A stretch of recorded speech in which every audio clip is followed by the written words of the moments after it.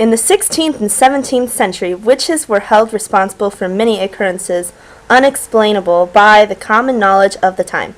The stereotypes of witches casting spells and creating potions came from this period.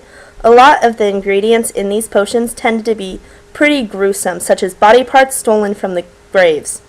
In the beginning of Act 4 of Macbeth, some of the witches' potions ingredients included eye of newt and toe of frog, wool of bat, and tongue of dog, witch's mummy, liver of a blaspheming Jew, and finger of birth-strangled babe.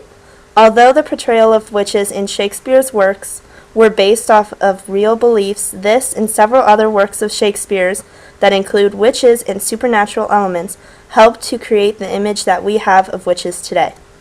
Many of the things that were blamed on the witches were related to the widespread importance of religion to the people of the time. For example, witches were believed to be able to control aspects of the weather like storms, hail, thunder, and lightning, for which credit is usually given to God.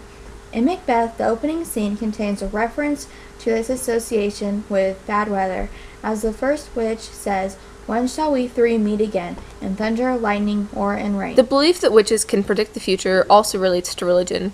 People that told prophecies were often inspired by biblical prophets. Most people took religion so seriously in that time, ordinary people telling prophecies were given a sense of authority and even respect because they became associated with the Bible. The death of a monarch, however, was considered especially dangerous, which is why in Macbeth, the characters do not quite know what to make of the witches when they are given a prophecy that Macbeth will replace Duncan as king. So foul and unfair a day I have not seen. How far to forest? At least a few miles. What are these weird, ugly sisters? Macbeth, hail to thee, Thane of Glamis. All hail Macbeth! Hail to thee, Thane of Cawdor! All hail Macbeth, shalt be king hereafter.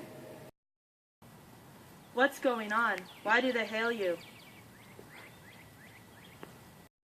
Hail, hail! Lesser than Macbeth, but greater. Not so happy, yet much happier. Thou shalt get kings, but thou be none. So all hail Macbeth and Banquo. Wait, tell me more. What do you mean, Thane of Cawdor? I know I'm already Thane of Glamis. What is the meaning of this prophetic greeting?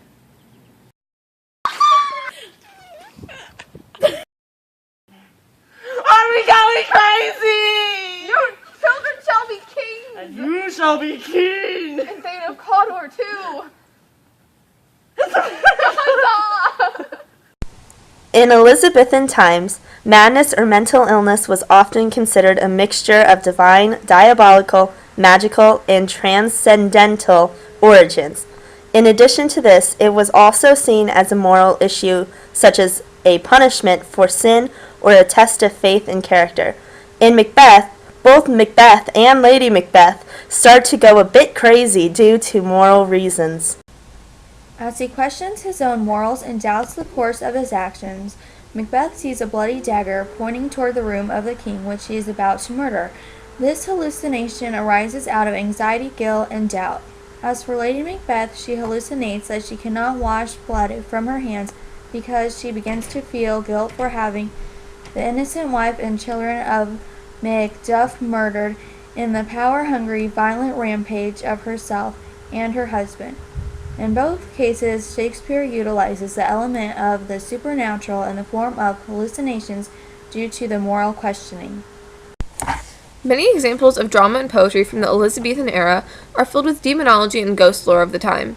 The banquet scene from Macbeth is one of these examples, which exhibits the common beliefs about ghosts. When it was written, it would not have been unusual for a ghost to appear, especially so closely after death. Oftentimes, noises were heard in one's house at the time of their friend's death, even if the friend was nowhere near the house. Given this information and Macbeth's close relationship to Banquo, Macbeth's vision of Banquo's ghost, which we now see as simply a vision of guilt and possibly even remorse on Macbeth's part, would not have been viewed as so uncommon at the time that the play was first being produced. Welcome, guests! A toast to my husband's new kingship. Huzzah!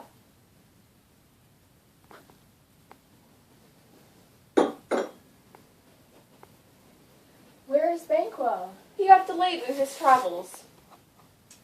Oh. Take a seat, Your Highness. Oh, the table is already full. Oh, there's an open spot right there. Where? Oh, just right there. What is this joke you're playing on me? Pardon me. The king is not feeling well. Enjoy your dinner.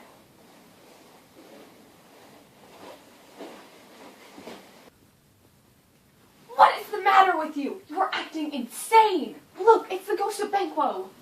There's nothing there, you fool. Now get back to the guests. Dear best friend, Banquo. Huzzah. Huzzah.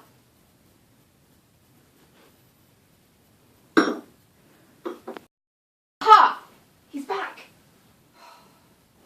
I apologize for the king's behavior. You are disturbing our guests.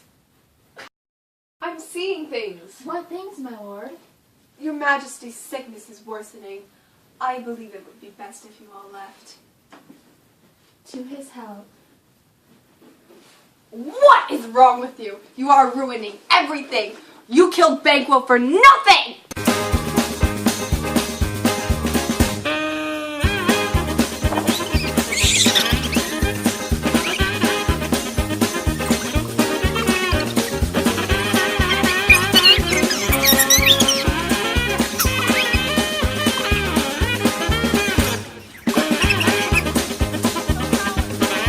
I have not seen.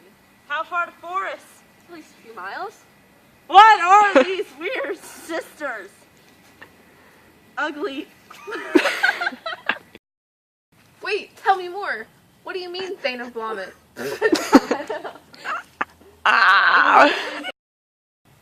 So foul and fair a day I have not seen.